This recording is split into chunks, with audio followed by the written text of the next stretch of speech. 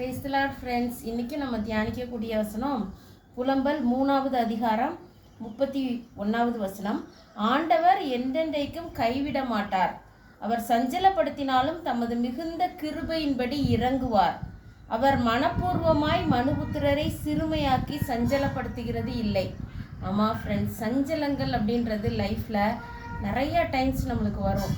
என்னடா இவ்வளோ சஞ்சலமாக இருக்கே அப்படின்னு பார்த்தோன்னா, ஆண்டவர் நம்மளை மனப்பூர்வமாக சஞ்சலப்படுத்துறது இல்லை.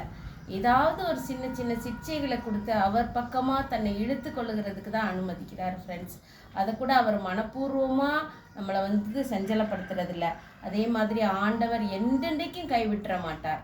ஒரு சில காலங்களில் நம்ம கைவிடப்பட்டது போல தோன்றோம், ஆனால் நிச்சயமாக அவர் நிரந்தரமாக நம்மளை கைவிடுகிற தேவனே அல்ல. குறித்த நேரத்தில் நமக்கு இறங்கி உதவி செஞ்சு நம்மளை தேற்றுவார் ஃப்ரெண்ட்ஸ்.